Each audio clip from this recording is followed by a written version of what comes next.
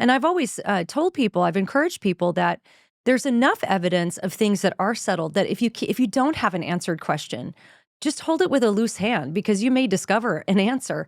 And there was one, for example, skeptical claim that was made in the progressive class I was in 15 years ago that it took me 5 or 6 years to really find a plausible answer for that could make sense of it. But because I had discovered so much other just wealth of information that settled so many other doubts, it was enough evidence to trust that maybe I just don't know it. Maybe I just haven't discovered it yet. And so who knew that talking about Joanna, the obscure character in the New Testament, could lead to an answer to an apologetic question that I've sort of had floating around in my head for 15 years now, or maybe 10 years.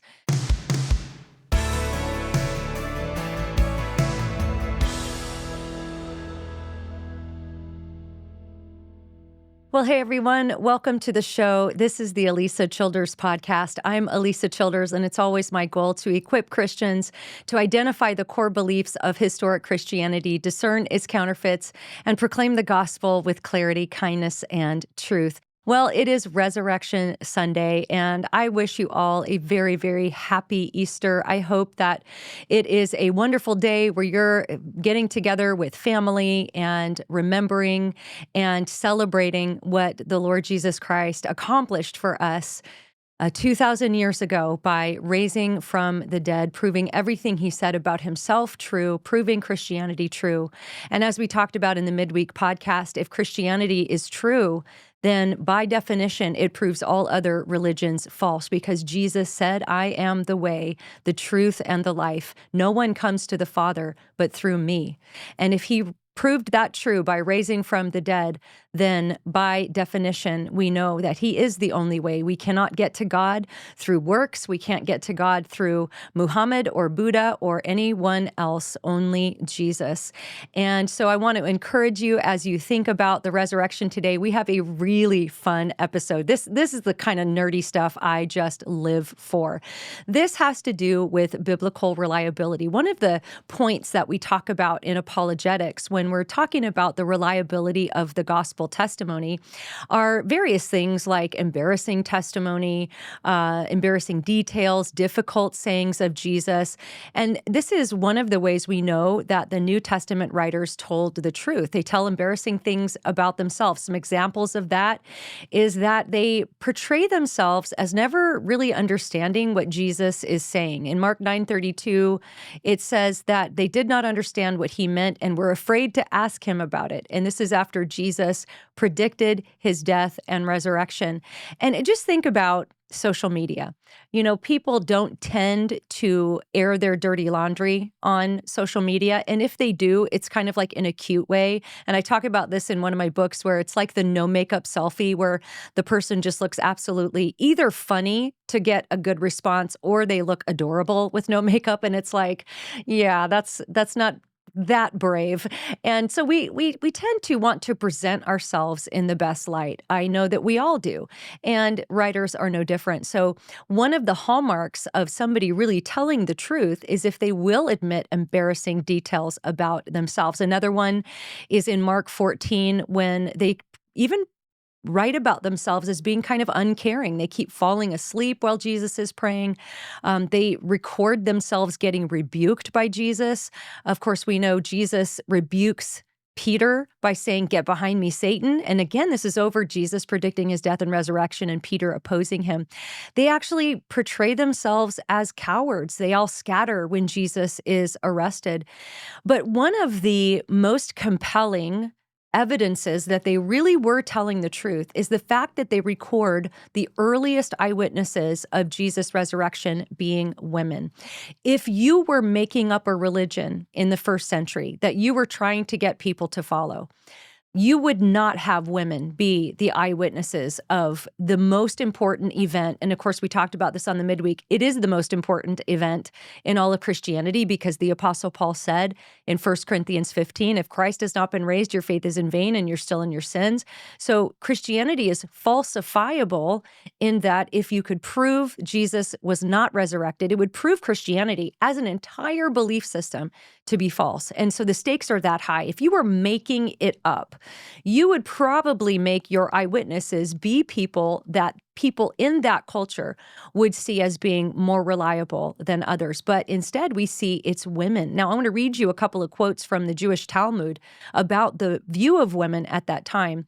It says, "Sooner let the law be burnt than delivered to women."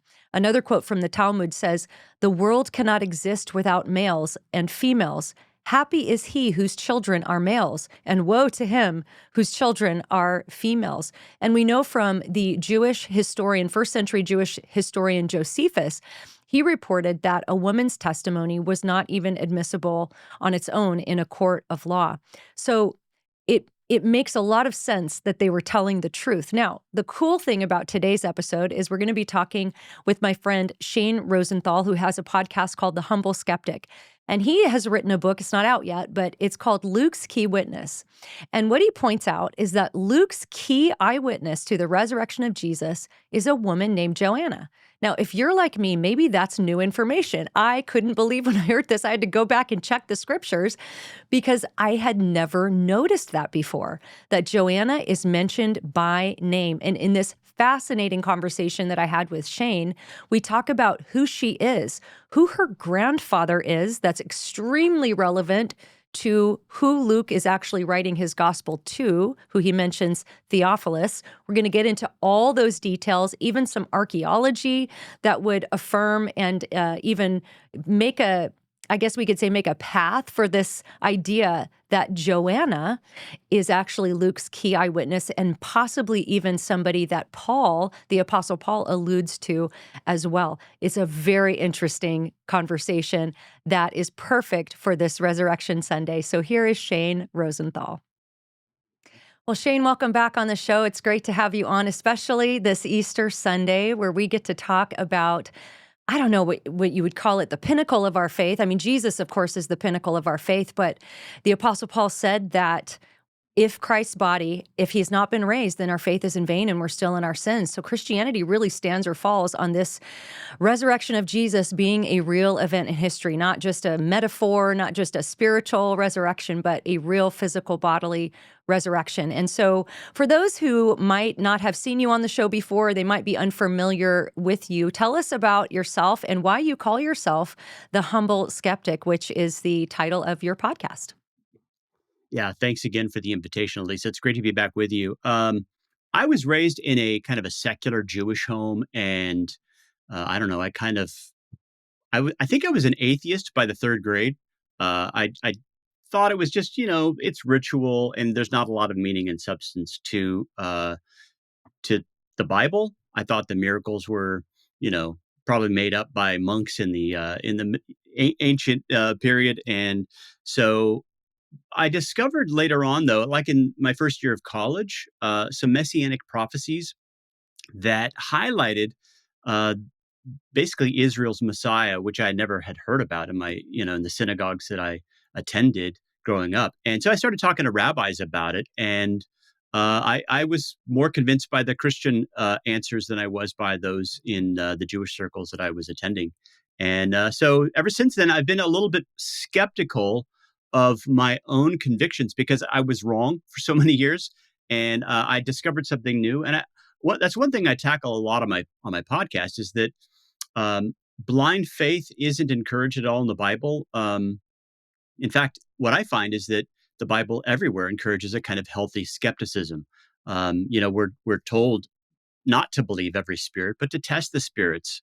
Proverbs 14:15 says, "The simple man believes everything, but the wise man gives thought to his steps." And so I take that approach as I basically evaluate Christian opinions, different interpretations of the Bible, and other worldview options, and a healthy skepticism where we're investigating. We're not assuming the end before we get there. No blind faith, nor blind disbelief. We want to be investigative in everything we do. Yeah, I think there's a difference between a healthy skepticism, which the Bible encourages, as you just said, and what you might call a hyper skepticism. And we Right. talked about this on the midweek podcast. A hyper skepticism is sort of that posture of not wanting to believe anything and just trying to be a contrarian all the time and poke the holes in whatever anybody else is saying without really honestly seeking what's true. Whereas I think a more humble skepticism, a healthy skepticism would say, look, I'm not going to just believe everything that somebody says, but I want to investigate to see whether or not these things are Right. true. And I think that's why the Bereans were praised for going to the scriptures to make sure what Paul was saying was true. So, yeah, I want Precisely. to encourage people to listen to your podcast, The Humble Skeptic. I've listened to a few episodes, really interesting stuff because you get into a lot of historical stuff. And one of those things we're going to talk about today, because you reached out to me and you were talking about one of the eyewitnesses of the resurrection of Jesus. Of course, we know that those first eyewitnesses were women. That's one of the apologetic points we talk about. But you pointed out that there's one named Joanna. And I have to be honest with you, Shane, I was like, wait, excuse me, what? I didn't like off the top of my head know that. So I went to Luke 24, verse 10, and it says it right there. Now it was Mary Magdalene and Joanna and Mary, the mother of James, and the other women with them who told these things to the apostles. So Joanna is actually mentioned by name. So what is the significance of Joanna? Yeah, I argue in a forthcoming book that she's actually Luke's key witness. And the reason that well, let me sort of first introduce who she is. I had the same experience as you just 10 years ago or so. I was reading a book by I think it was Ben Witherington, and he had a whole chapter on Joanna. And I was preparing an interview with this theologian, and I was thinking, I I've been to seminary. I don't know who she is.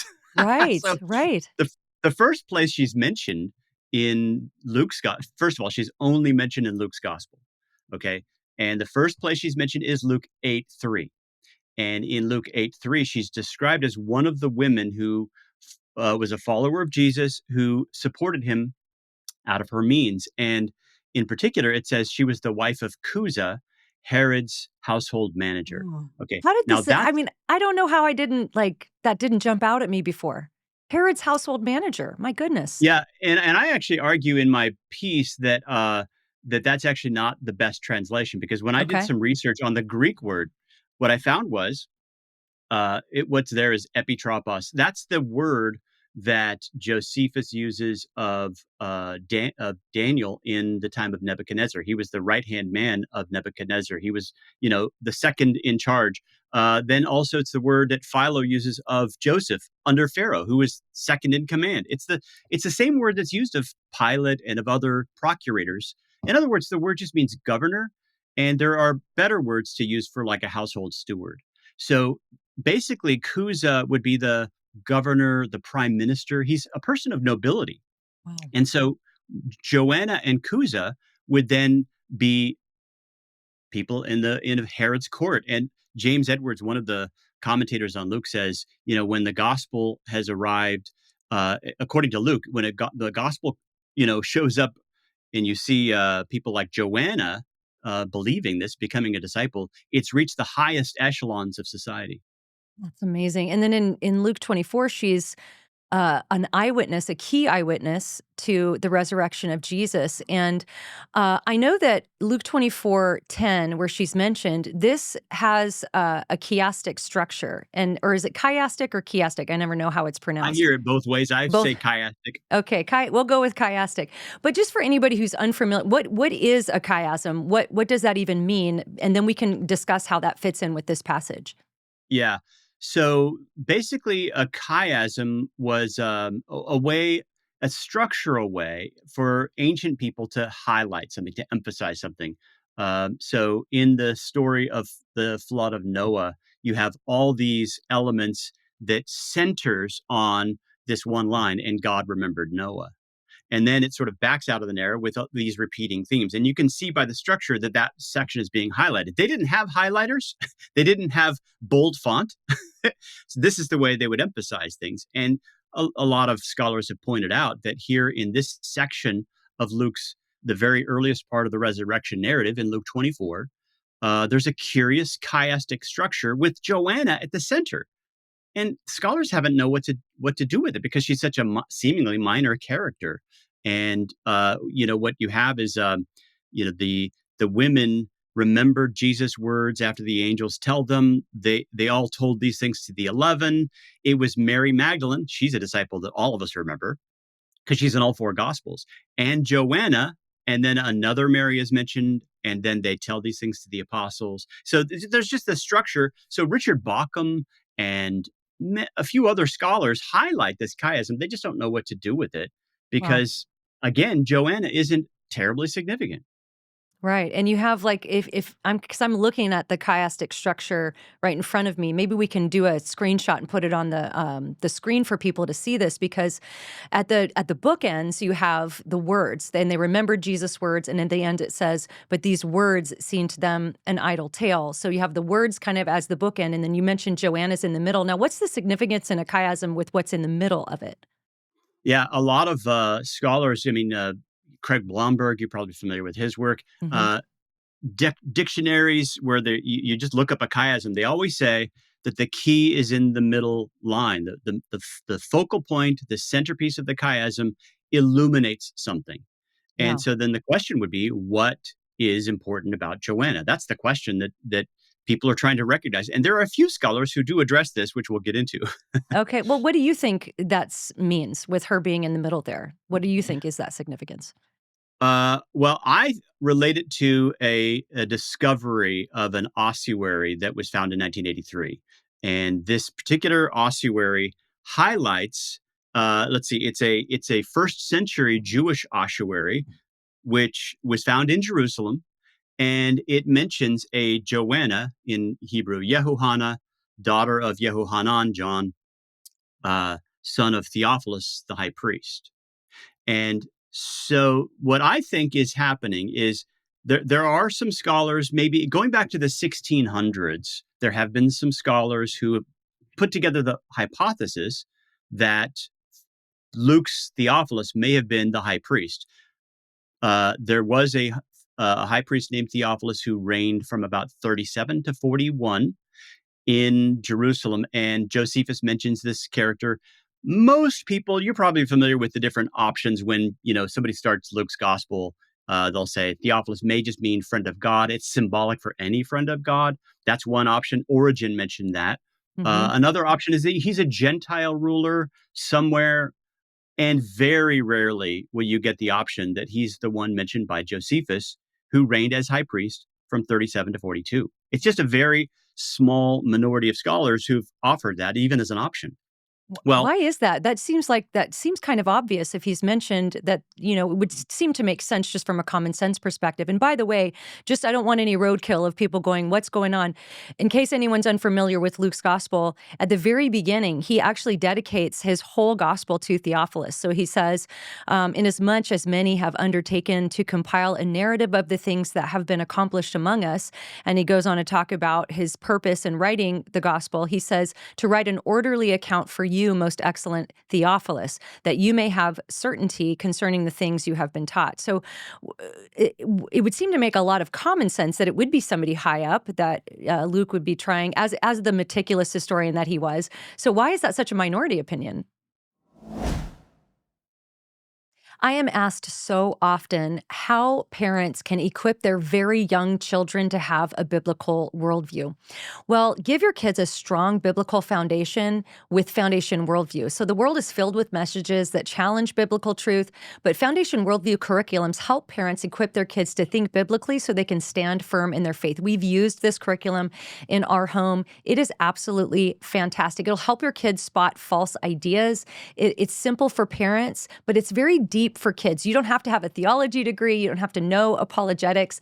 The Foundation Worldview curriculums use engaging video lessons and age-appropriate activities to make learning effective and easy for families. So this is for kids ages 4 to 12. So even if you have a preschooler, elementary student, or preteen, Foundation Worldview has a curriculum designed for their developmental stage, covering things like biblical thinking, biblical literacy, and God's good design for sexuality. So check it out today. Go to foundationworldview.com. Use my code Alisa to get 10% off of any family license. Again, that's foundationworldview.com. Use my code Alisa.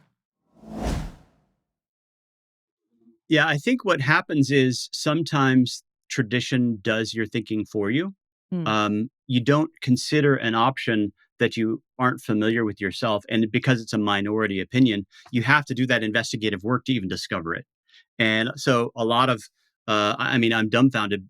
Excellent scholars, you'll look at their opening to Luke, and they don't even present it as an option. And to me, it's like, in fact, I just had this conversation recently with J. Warner Wallace. He says, "Yeah, this is when you're listing options for who Theophilus is. This is at the top because there's so much. There's so many plausible ways to connect it to Theophilus the high priest, particularly with this ossuary discovery in 1983. I mean, that word "most excellent" is a word that it's kind of like the way we would say "Your Excellency" to a person of nobility. It's the way that Luke uses this word when Paul addresses one of the procurators. And Josephus uses this word referring to the high priesthood in his writings as well. So we know that the high priests were they were a governing officials and people of nobility as well. So it seems like the two Theophiluses have a very good. They're easily connected, and when you also further connect the possibility that this Joanna is Theophilus's granddaughter, that provides a very plausible way of connecting this Joanna to the one mentioned by Luke, because it explains why she's got that central place in the chiasm. She's important to Theophilus. She's the most important witness. She's the key Wow. witness to Theophilus. Yeah. So let's talk a little bit more about this artifact. So if anyone's unfamiliar, an ossuary in Jewish burial tradition, and correct me if I'm wrong on any of this, I'll give it a shot. But they would be buried in a tomb or in some sort of a place, and then after about a year, their bones would be collected and put in these ossuaries. That's like a bone box, and wouldn't just the entire family eventually be put in the same ossuary? Is that close? Did I get that close? Yeah, sometimes you would have multiple bones in one ossuary. Other times you would have an individual ossuary for an individual, and then you'd have multiple like sections in the tomb for the different ossuaries. It depends on how wealthy they were. Okay, and her name is on this ossuary that you're Right. you're mentioning. How common was it for a woman's name to be on an ossuary? Not as common. So this is definitely a family who's above average in means, and the fact that she's the daughter of the high priest on that ossuary shows why. This is a family with means. And it says that she's the granddaughter of Theophilus.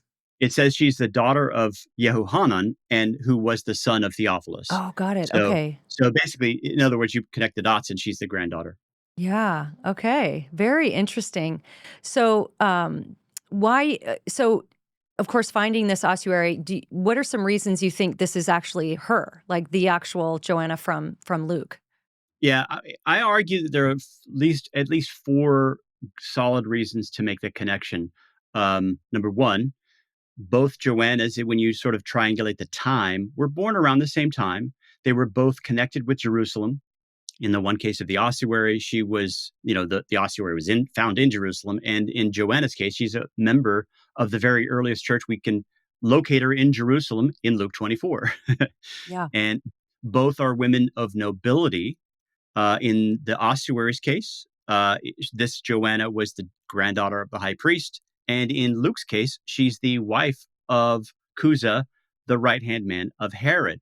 And what I did some research. It turns out that often the high priests would actually intermarry with the Herods. So there was a lot of intermarrying going on. One of Herod's wives was one of the daughters of one of the high priests. So the first Herod, that is. So yeah, it was so that the key thing is that this Theophilus is most excellent, and the only text that we have outside of the ossuary that has both a Joanna and a Theophilus is the Gospel of Luke. These are the only two texts where we have both a Luke both a Joanna and a Theophilus, and so that is a very strong connection to link these two individuals to the same identification. Well, I mean, it certainly sounds completely plausible at best. I mean, it makes so much sense that this would be. the explanation. Now, you mentioned Josephus as somebody who mentioned Theophilus. Is there any other historical records that mention Theophilus, or is that it? Yeah, the only two references we have to Theophilus the high priest are Josephus and this artifact. I do think that one of the reasons why a lot of commentators haven't taken the approach to say this is at least one possible option is because there's just been this paradigm, again, when the paradigm does the thinking for you, that Luke was written to a Gentile audience. Oh, And okay. and Yeah. but that paradigm is shifting. There are now New Testament scholars for the last 15 years. They have been overthrowing this. In fact, even apart from the discovery of this ossuary, there have been numerous New Testament scholars who are challenging that Luke is a Gentile writing to another Gentile ruler.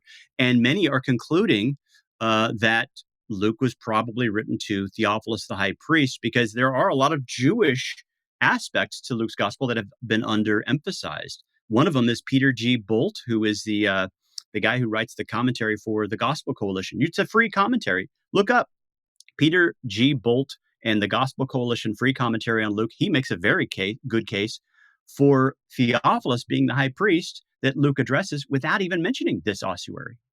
Well, you're about to ruin my favorite commentary for me now. That's okay though. I want to pursue truth, right? Because that'll take some rethinking on my part. But hey, that's exciting if that's true. It's exciting to follow truth and see where it leads you. So you mentioned another in your book. I haven't had a chance to read the book yet. It's not out yet, but I'm really excited about it. I really want to read it and encourage people to read it. But you talk about another ossuary that was found belonging to Alexander, son of Simon of Cyrene. So what is the significance of that discovery? And is there a link to Joanna from that, or how does that work? Yeah, so this particular ossuary, I think, establishes how it's plausible to connect a historical individual to the one mentioned in the biblical narrative. So Simon of Cyrene is the man who carries the cross for Jesus when he falls. He is ordered by the Roman soldier to do that. That is a known thing, by the way. Citizens could be ordered by Roman centurions to do things like that. And so in Mark's gospel, he actually says, as he's narrating this, he actually says he is the father of Alexander and Rufus. So we actually know in Mark's gospel that Simon of Cyrene had a son named Alexander. And so we have an ossuary that was discovered, I don't know, probably a couple decades ago.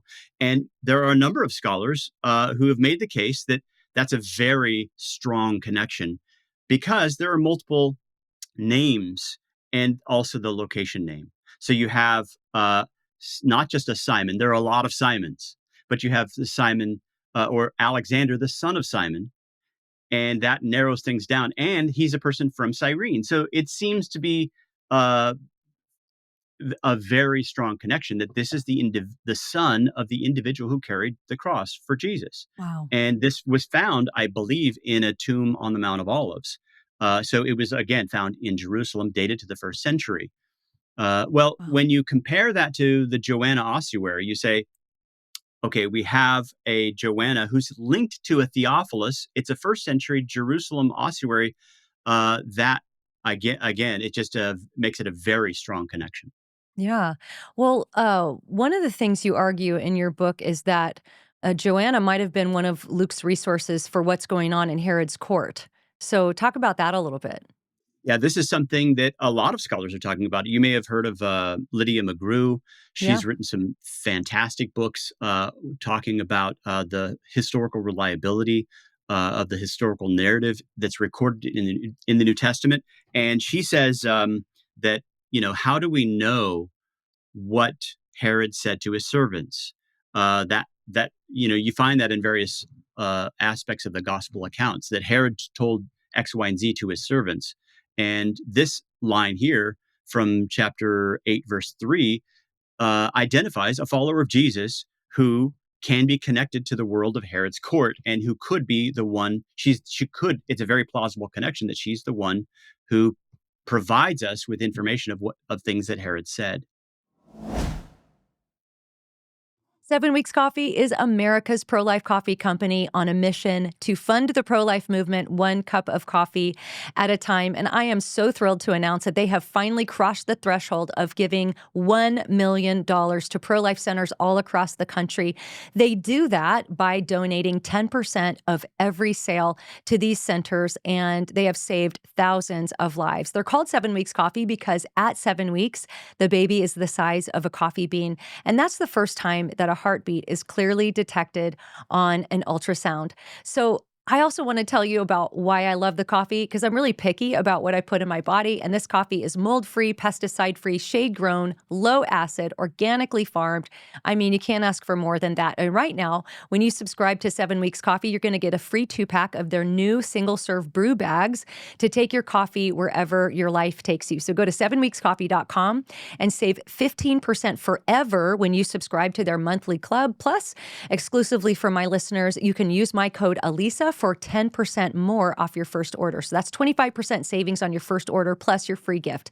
So go to 7weekscoffee.com, use my code Alisa, 7weekscoffee.com, use my code Alisa. What is protective anonymity? You talk about that in your book. So maybe explain that to us and how that relates with this. Yeah.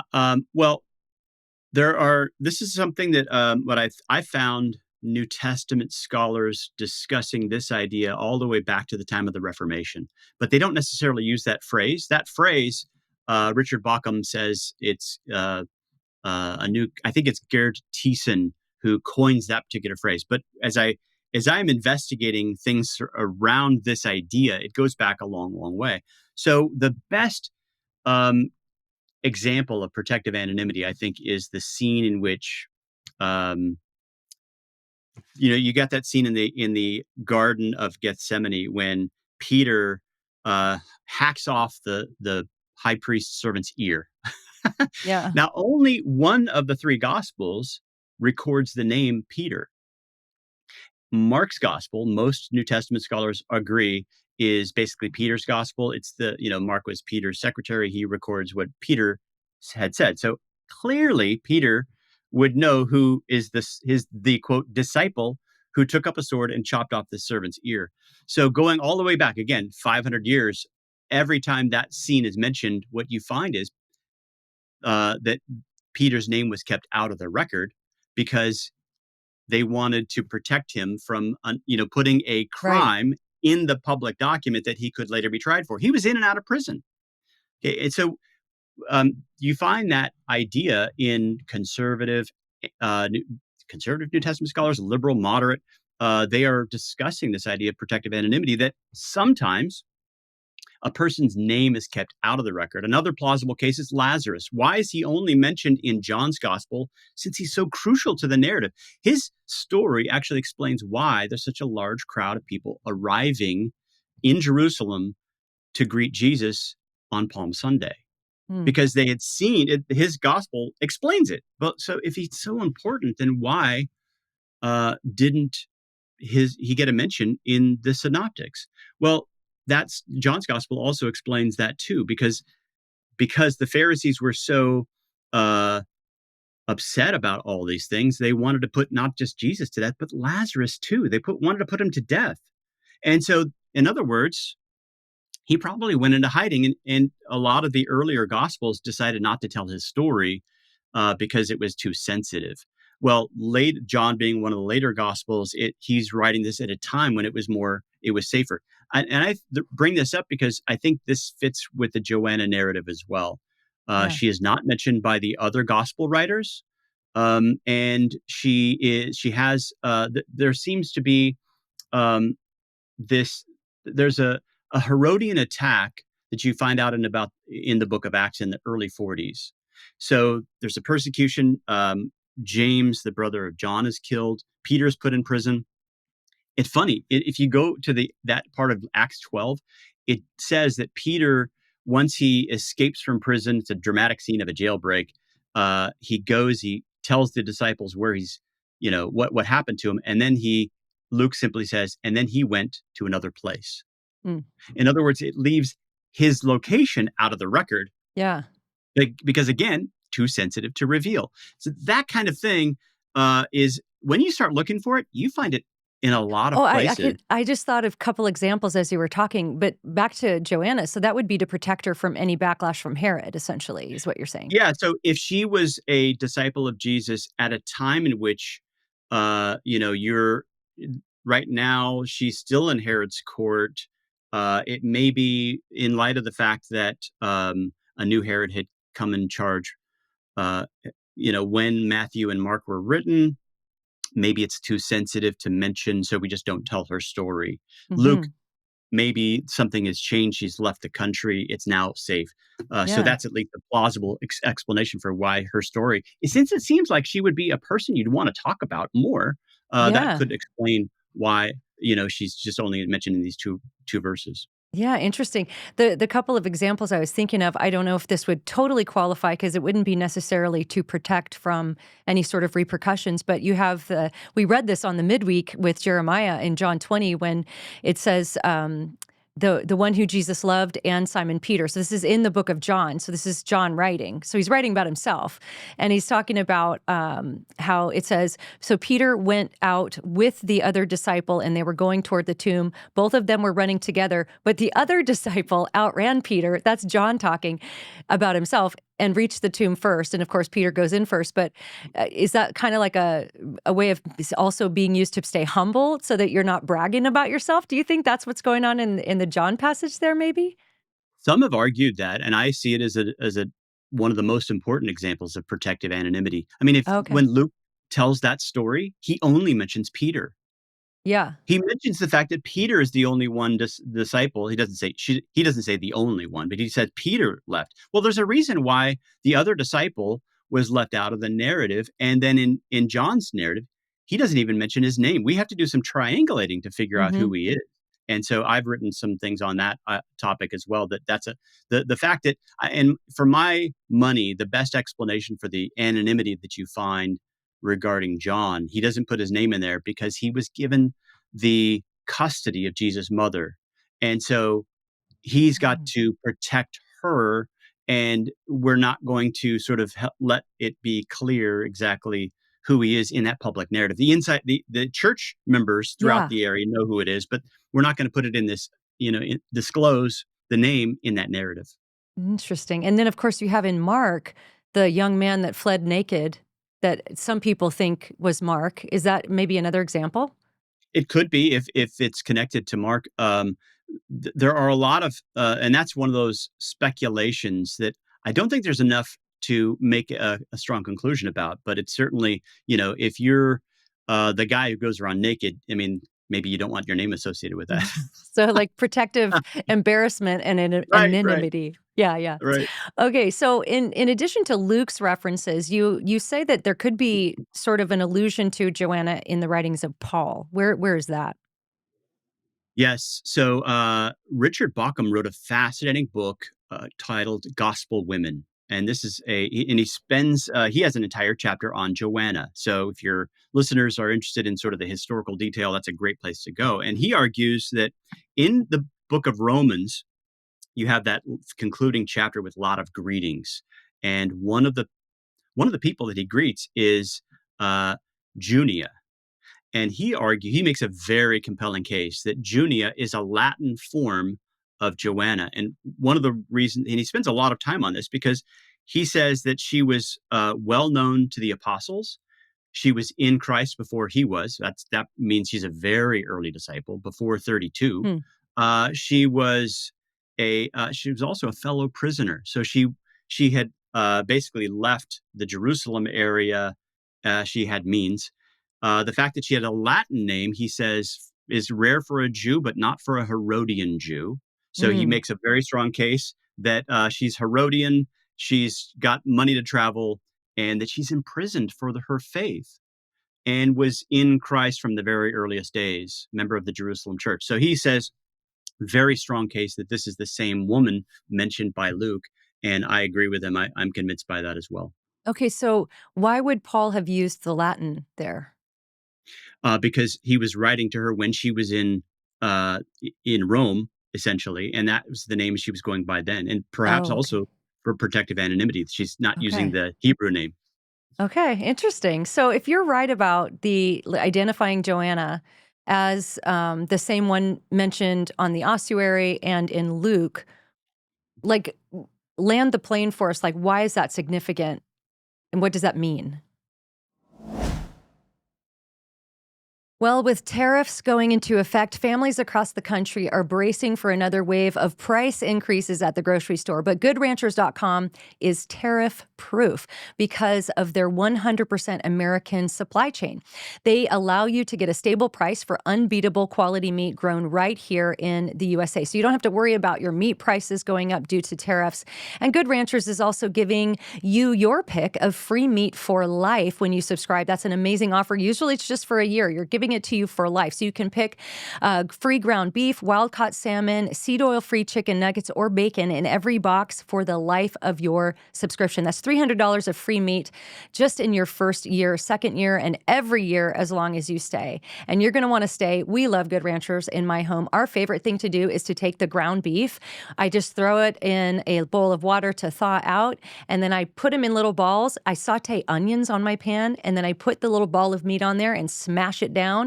And we have smash burgers. My kids love it. It's like our favorite meal, and it's the easiest go-to meal. And I don't have to go to the grocery store because I have all those ingredients on hand. The meat's in the freezer. I've got the buns in the freezer that I stock up when I go to the store. And so it's just an easy homemade meal that we love as a family. So check it out for yourself. Go to goodranchers.com and unlock your free meat for life with my code Alisa. Plus, you're going to get $40 off. So go to goodranchers.com, get that $40 off and free meat for life with my code Alisa. Goodranchers.com. Use my code Alisa. Yeah. Well, when you put all the pieces together, what I think is the crucial piece is that this artifact helps us to see that we're dealing here not with mythology, not with things that are practical and helpful and spiritually true, but not historically true.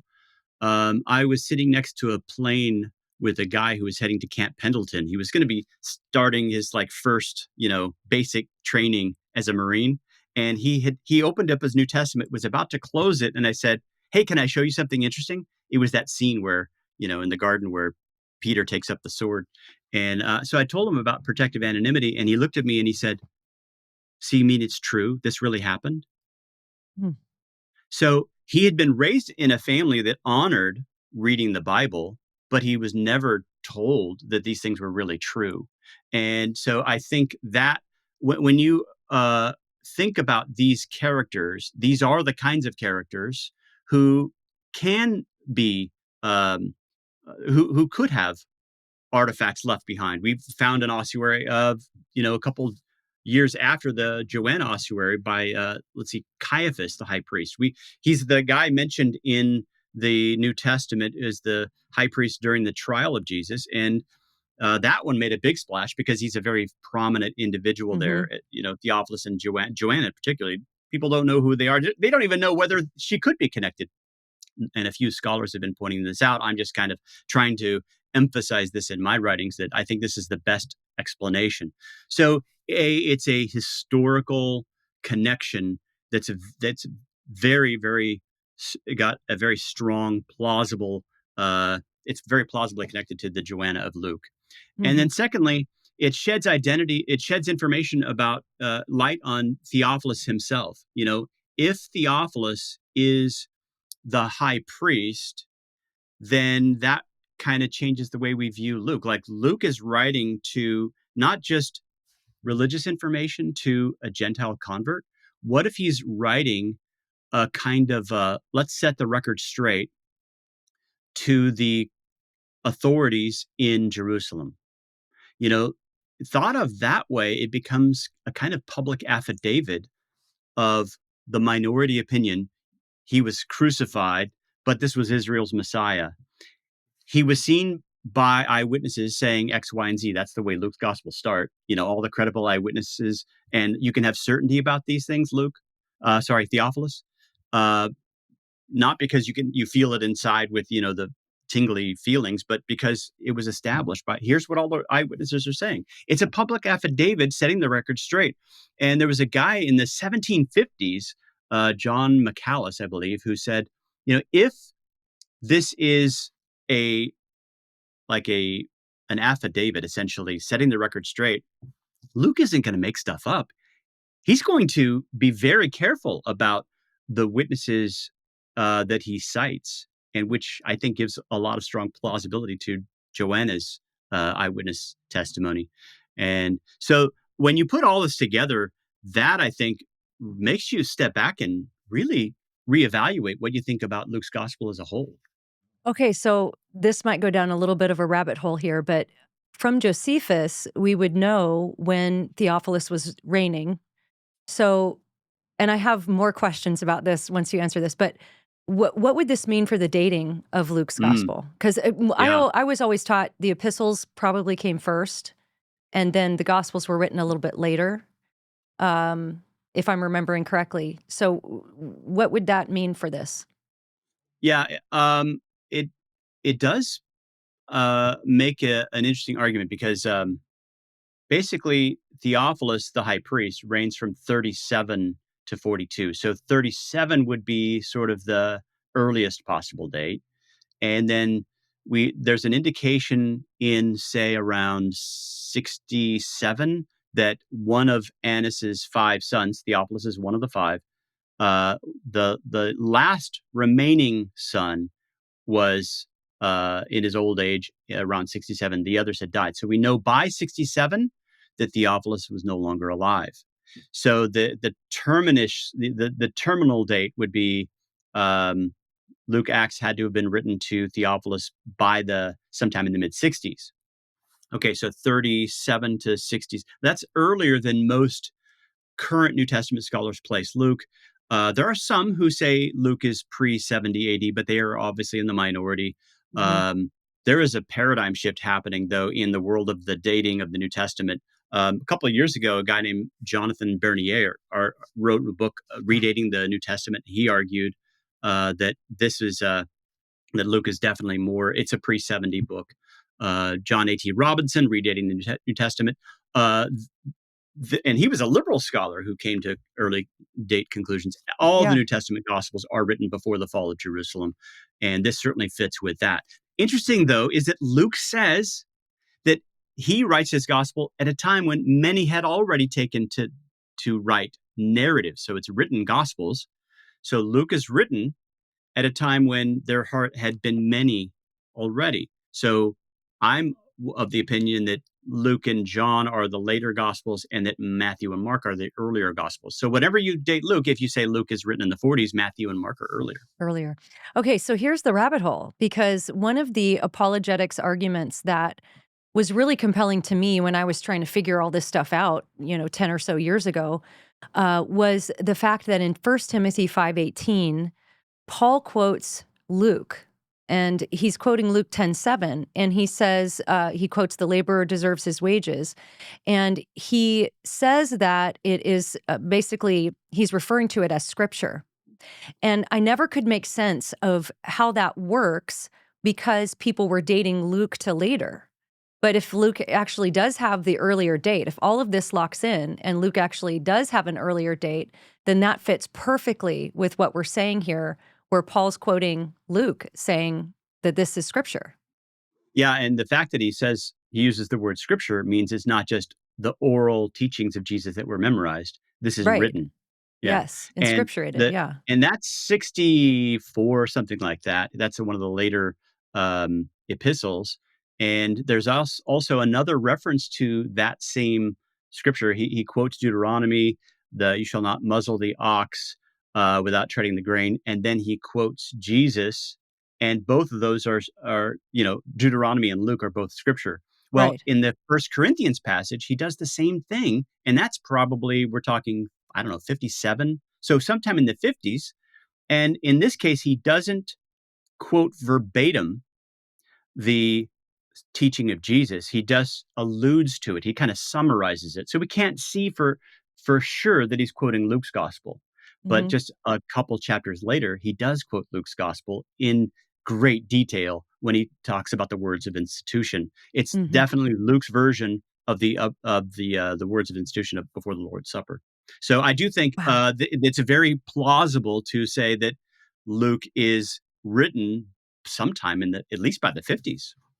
So I just want to encourage people who are listening and watching us that this is an amazing thing to me right now. What just learning that there's a plausible road to take where this can work itself out, because there are so many TikTok videos and things in the deconstruction movement where somebody might easily say, hey, Luke is dated here, First Timothy's dated here. There's no way that Paul could be quoting Luke. And so therefore, and it unravels people's faith. And I've always told people, I've encouraged people that there's enough evidence of things that are settled that if you don't have an answered question, just hold it with a loose hand, because you may discover an answer. And there was one, for example, skeptical claim that was made in the progressive class I was in 15 years ago, that it took me 5 or 6 years to really find a plausible answer for that could make sense of it. But because I had discovered so much other just wealth of information that settled so many other doubts, it was enough evidence to trust that maybe I just don't know it. Maybe I just haven't discovered it yet. And so who knew that talking about Joanna, the obscure character in the New Testament, could lead to an answer to an apologetic question that I've sort of had floating around in my head for 15 years now, or maybe 10 years, depending on when I first discovered that, because that's always just been a question in the back of my mind. Like, how does that work out with the dating? And what you've put forward is a very plausible path for that. That's really cool. So I just want to encourage everybody that if you have a question or some sort of unanswered doubt, hold on to it. You never know. You never know. It might be 10 years that you might find a way to make sense of that. So that's really Yeah. cool. I like to So put like a sticky tape, one of those questions, question mark, uh, on the questions that I have that I haven't resolved yet. yeah. Just put it on hold. I had one of those like right after I converted from a Jewish background. A rabbi talked to me about some of the fake prophecies of Matthew, and one of them is he shall be called a Nazarene. Mm, And when I looked in the Old Testament, I couldn't find any Old Testament passage that said that. And then when I was in seminary, I don't know, like 15 years later, I discovered, because I was convinced by many other things, but I didn't know how to resolve that one question. sure.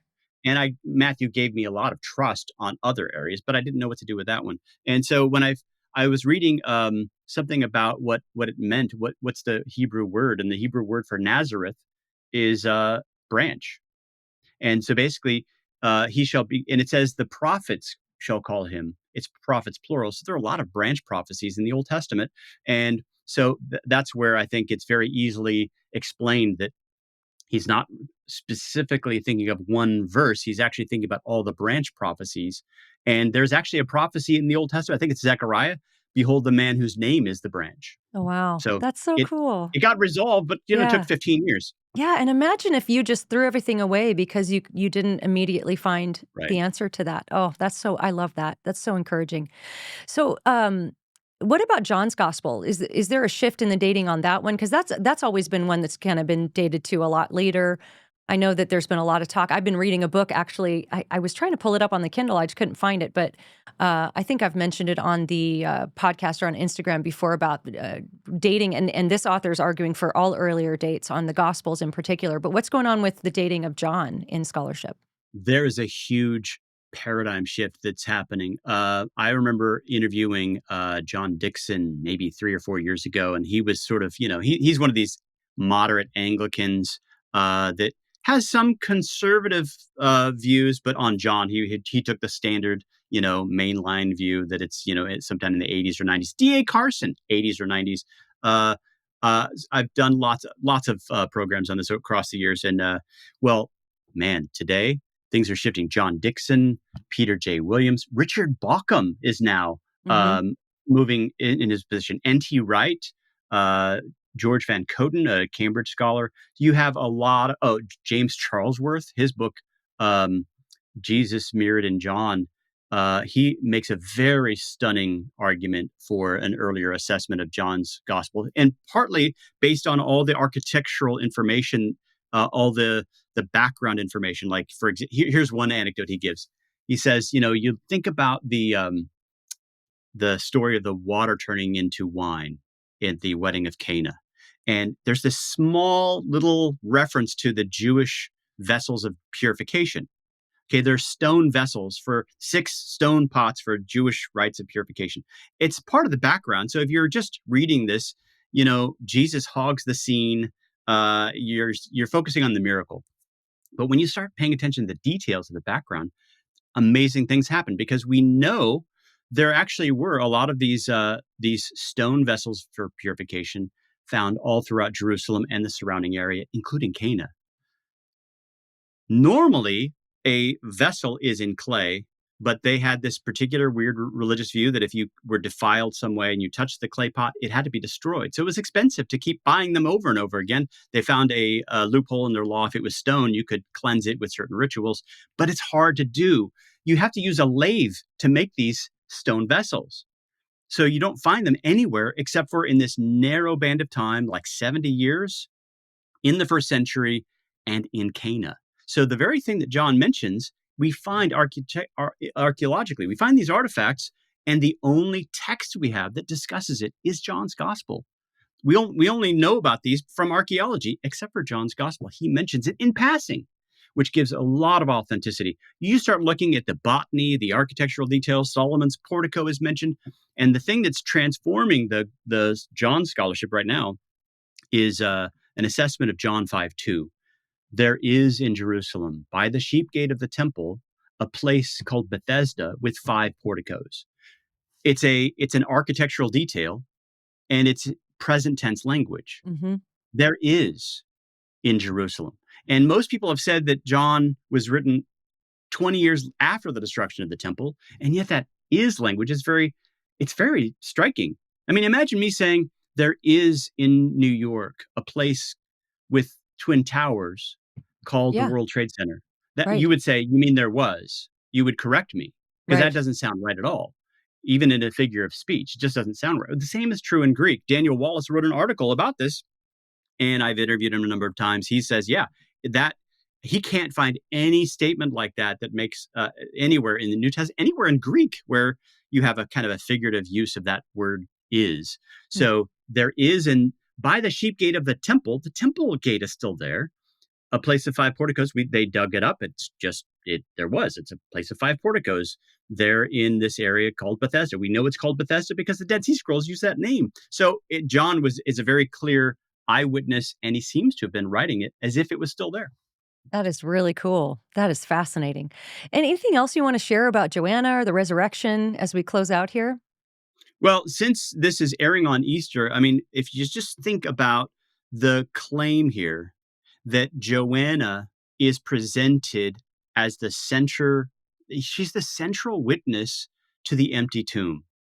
So we are familiar with Mary Magdalene. We're familiar with some of the names of the others who show up.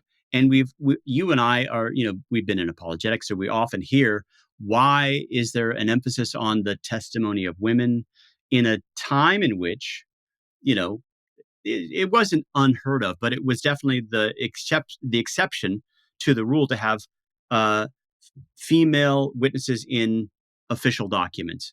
In this case, though, we have, for some reason, Joanna at the center of the narrative story. The structure is very compelling. Again, this is recognized by people like Richard Bauckham who don't connect it to the ossuary. So she is somehow connected to the resurrection story, and we don't know why she's important. The ossuary, I think, gives us a very compelling reason why she should be connected. And it also connects Luke to Theophilus, and it presents a new way of viewing Luke. This is maybe an affidavit of here's what really happened. And we're setting the record straight. Jesus was improperly crucified, and yet it was known in advance. You did it with your wicked hands, but it was foreordained for our redemption. This is what Peter says in the book of Acts. So he's setting the record straight in both Luke and Acts, showing that 3,000 of the priests. Well, first of all, 3,000 people converted the day of Pentecost, then 5,000, but many myriads of priests, he says, have become obedient to the faith. So it's a very compelling story when you look at the big picture and you consider the possibility, I argue the probability, that Luke was writing to the high priest of Israel, and this gives a lot of credibility to this gospel that was rooted in facts and eyewitness testimony. Yeah, very good. And as we know, Luke was such a meticulous historian with so many of his facts being proven true and corroborated by archaeological discoveries. Yes. Very, very cool. So tell us about the book, when it's coming out, where can people get it, what's it called? So the title of the book is Luke's Key Witness, and probably be out sometime in the summer.